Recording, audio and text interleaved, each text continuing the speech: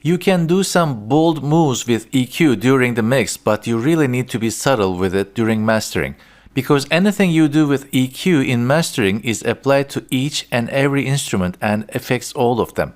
So it's a good idea to keep your moves within plus or minus 2 dB range. The good news is that you don't really need that much EQ in mastering if you're mastering your own mix. If there's a problem frequency that needs a bigger EQ setting, instead of trying to fix it in mastering, you have the luxury of going back to the mix and fixing it in the source. Having said that, let's add an EQ to our master output channel and see how we can use it to polish our mix. I'll go with frequency, my favorite equalizer in Cubase. What I usually do in commercial mixes is to cut everything below around 20 to 25 Hz. There's a serious amount of rumble there and no one will hear it. By removing that rumble, you save some headroom that you can use for frequencies that actually matter. So let's go to channel 1 and here in the filter type window, select cut. You see that there are several options for cut. This lets us choose how steeply we want the low cut filter to operate. Since I'm at the very bottom frequency range, I want it to cut as steeply as possible. In this case, I'll set it to 96 dB per octave. Next, I often check the fundamental frequency of the kick drum and boost twice that frequency by a couple of decibels. The reason is that the kick can't be heard on smaller devices like laptop computers, tablets, and even TV receivers, but twice that frequency can be heard easily. This tricks our brain into thinking that we actually hear the fundamental frequency. Check it out.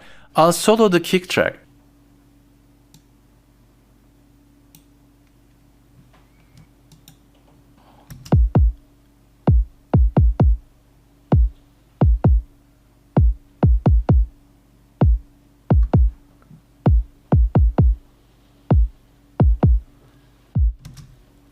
The spectrum meter is telling us that the fundamental is around 55 Hz, which is typical. So I will boost double that frequency, which is around 110 Hz, by a couple of decibels.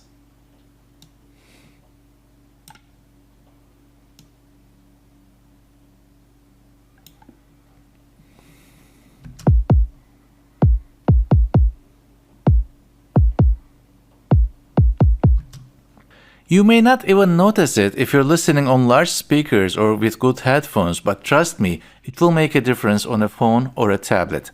Finally, you may want to add some final polish or sheen on your mix by adding a high shelf. Here.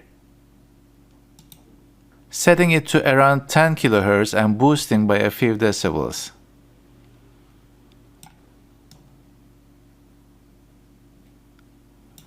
Let's take out the solo. Learn more, read more, eyes the glow. No sign of old panda, but what's no more. Be careful of this if you're adding harmonics in the high frequency range. It will be overkill. Remember in the last section that I disabled the high frequency control on magneto, so I'm not adding any harmonics in this range. Therefore, I can safely boost this range by a few decibels. Learn more, read more, eyes the glow.